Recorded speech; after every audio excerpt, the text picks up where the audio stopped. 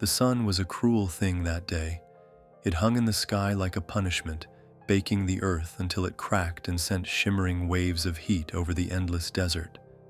The ride to the village was bumpy and uneventful, though the oppressive silence of the landscape gnawed at us. Nothing moved out here. Not a bird, not a stray goat. Just us, our convoy, and the occasional gust of wind that felt like the breath of a furnace. I tightened my grip on my rifle, letting its familiar weight anchor me. "Looks like the middle of nowhere decided to get even lonelier," I muttered.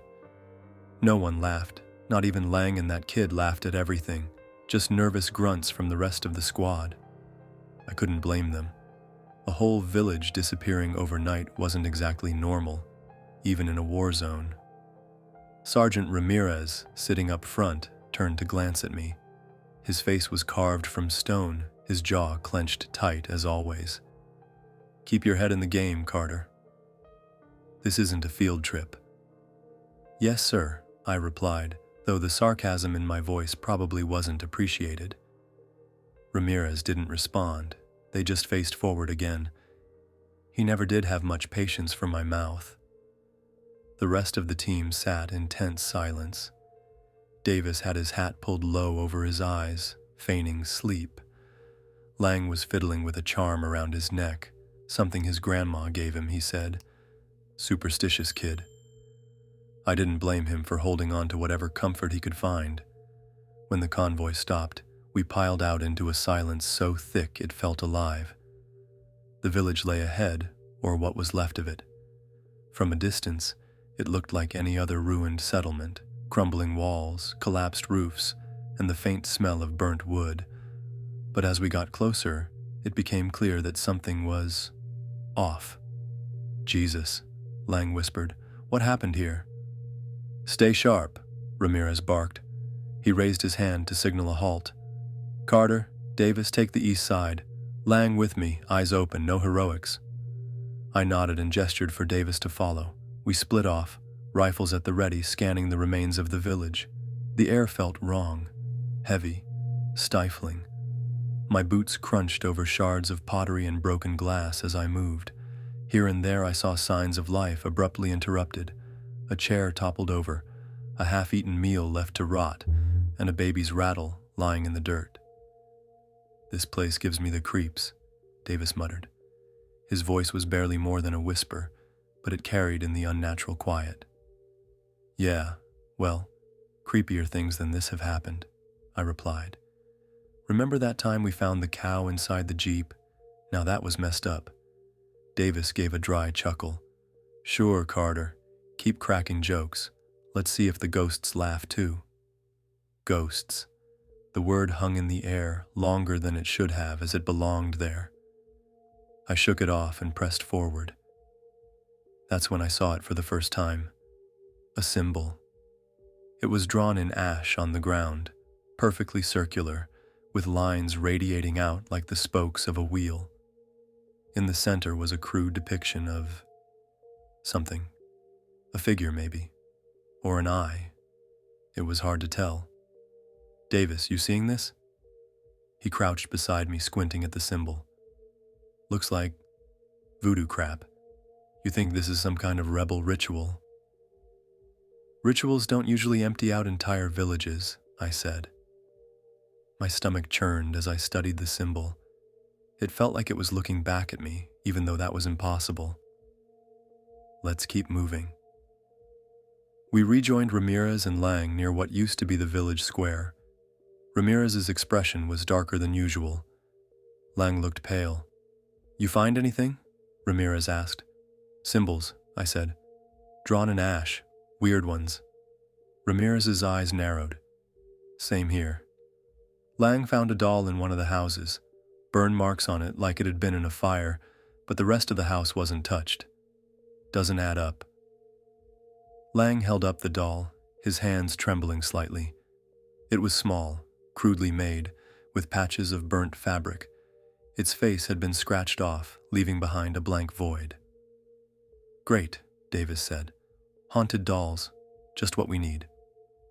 Ramirez ignored him and motioned for us to gather around. "We're staying here tonight, setting up camp. Command wants a full report in the morning. Until then, no one goes anywhere alone. Got it?" We all nodded, though none of us looked thrilled. The sun was sinking fast, and the thought of spending the night in this place didn't sit right with me. But orders were orders. We set up our gear in what remained of the village square, establishing a perimeter with motion sensors and tripwires. Lang busied himself with the equipment, muttering under his breath. Davis lit a cigarette and offered me one. I took it, even though I didn't smoke much. Something about this place made my nerves itch. "So, what's the story here?" I asked, mostly to fill the silence. "What do you think happened to the villagers?" Davis exhaled a plume of smoke, his eyes distant. "Does it matter? They're gone. We'll write up some bullshit report, chalk it up to enemy action, and move on." Lang glanced up from his work. Enemy action doesn't leave symbols like that, or burn dolls. This is something else. Something bad. "Knock it off," Ramirez snapped. "We're soldiers, not ghost hunters. Focus on the mission." Night fell quickly, and with it came the whispers. At first I thought it was the wind. Soft, faint, almost musical. But the longer I listened, the more I realized it wasn't random. It was language. Words I couldn't understand, spoken just out of reach. I shook my head, trying to clear it. "You hear that?" Lang's voice was barely audible. "Hear what?" Ramirez asked, though his tone suggested he already knew. "Voices," Lang said. They're calling for help. I swear I hear them." "It's the wind," Ramirez said firmly. "Focus. Nothing's out there." But he was wrong. Something was out there. I could feel it, watching us, waiting. And as the night dragged on, the whispers grew louder, closer. The whispers didn't stop. If anything, they grew louder as the night deepened, rising and falling like waves lapping at the edges of our sanity. It wasn't just the sound. It was the way it crept into you, like cold fingers curling around your thoughts. Every snap of a twig or gust of wind had me jumping out of my skin. Lang wasn't doing much better. "I swear I saw something," he muttered, his voice trembling. He was standing at the edge of the perimeter, his flashlight scanning the ruins. "Over there, by that wall, a shadow. It moved." "There's nothing there," Ramirez said, though his tone lacked conviction. He'd been pacing, restless, his hand never leaving the grip of his sidearm. "Probably just your imagination. Stay focused." But Lang wasn't convinced. "It's not my imagination," he said, louder this time. "I know what I saw." "Knock it off," Davis snapped. "We're all on edge, but panicking isn't going to help." "Easy for you to say," Lang shot back. "You didn't see it." "That's enough," Ramirez barked. His voice carried authority, but even he couldn't hide the strain. "We're not alone out here. If it's the enemy, we'll deal with it. If it's something else, we'll handle that too. Understood?" Lang hesitated, then nodded, but I could see it in his eyes. He didn't believe a word Ramirez said, and neither did I. We settled back into uneasy silence, taking turns on watch. I had the third shift, and by the time my turn came, the village felt like a different place. The air was colder and sharper, and the ruins seemed to shift in the shadows, as though the buildings themselves were alive. I paced the perimeter, my flashlight cutting through the darkness. The whispers had quieted, but they were still there, just below the surface like a radio tuned to a station that wouldn't quite come in. I was halfway through my shift when I heard it, a soft rustling sound coming from the far side of the square. My heart leaped into my throat as I swung my flashlight around, the beam dancing over the crumbling walls and piles of rubble. For a moment I thought I saw something move, a flicker of motion just at the edge of the light. "Who's there?" I called out, my voice steadier than I felt. No answer, just the wind, or maybe the whispers. I tightened my grip on my rifle and took a cautious step forward, and then Lang screamed. It was a raw animal sound full of terror. I spun around, my flashlight cutting through the darkness, but he was gone. His gear was still there, scattered across the ground, and his rifle lay a few feet away, the strap twisted as if he'd been yanked backward. I ran to the spot, calling his name, but there was no sign of him. Ramirez and Davis were there in seconds, their faces pale and grim. "What happened?" Ramirez demanded. "I don't know," I said, my voice shaking. "I heard him scream, and then he was just gone." "Gone where?" Davis asked, his tone accusatory. I shook my head. "I don't know. He was right here, and then he wasn't. It's like he just vanished." Ramirez cursed under his breath. "We're not splitting up again," he said. "From now on, we stick together. No exceptions. And we're leaving at first light. Screw the report." We spent the rest of the night huddled together, our backs to the crumbling walls of the largest building. The whispers grew louder, more insistent, but we tried to ignore them. Occasionally, we'd hear movement in the darkness, the scrape of boots on stone or the soft crunch of gravel underfoot. But every time we shone a light in the direction of the sound, there was nothing there. At some point, Davis started muttering to himself. At first, I thought he was praying, but then I realized he was repeating the same phrase over and over again. "It's not real. It's not real. It's not real." I wanted to tell him to shut up, but I didn't. Maybe he was right. Maybe it wasn't real. But it felt real enough. The first light of dawn brought no relief. The village was bathed in an eerie grayish glow, and the shadows seemed to linger longer than they should have. We searched the area for any sign of Lang, but there was nothing, just his gear and the fresh ash symbol that had appeared where he'd been standing. It was larger than the others and more intricate, and it made my skin crawl just looking at it. "We're getting out of here," Ramirez said. "Now, Davis, pack up the gear. Carter, call in the convoy." I nodded and reached for the radio, but before I could even key the mic, the whispers started again. This time, they weren't whispers. There were screams. The screams froze us in place. They weren't coming from a distance. They were all around us, echoing through the ruins, bouncing off the broken walls. It sounded like the voices of the villagers, crying out in terror and pain. Lang's voice was among them. "We're leaving now," Ramirez barked, grabbing his pack. "Forget the gear. Grab only what you need." Davis and I didn't need to be told twice. My hands shook as I stuffed what little I could into my pack, my eyes darting to every shadow that seemed to move.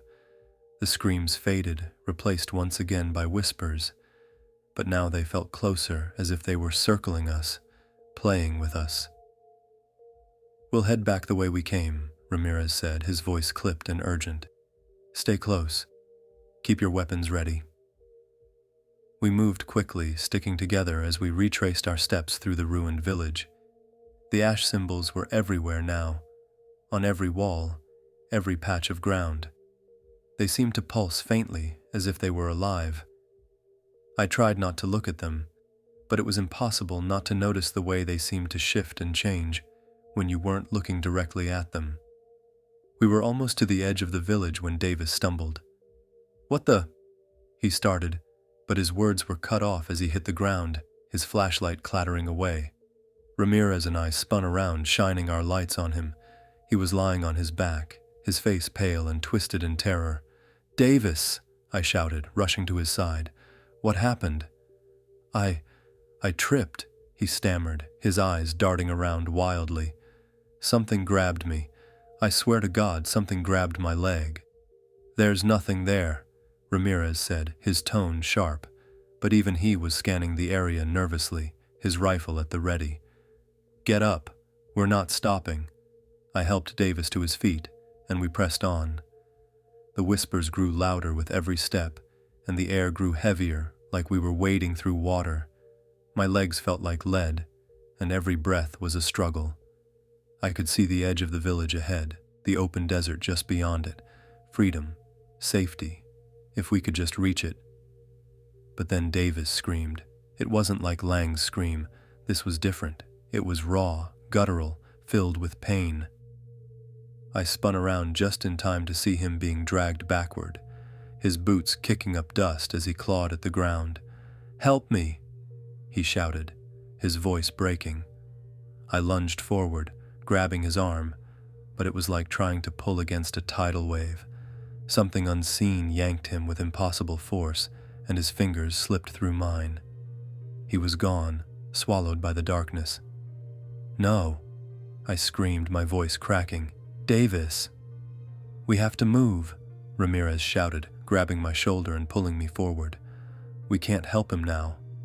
I wanted to fight him, to go after Davis, but my body wouldn't listen. My legs moved on their own, carrying me forward, out of the village and into the open desert. The whispers followed us, growing louder and louder until they were a deafening roar. The symbols on the ground glowed faintly, casting an eerie light that seemed to stretch toward us like grasping hands. We didn't stop running until we were well clear of the ruins. By the time we finally collapsed, gasping for breath, the whispers were gone. The air was still and silent, the desert stretching out around us like an endless void. Ramirez sat down heavily, his face pale and drenched in sweat. "We're not going back," he said, his voice hoarse. "We'll report what happened, but we're not going back. Command can send someone else." I didn't argue. I couldn't.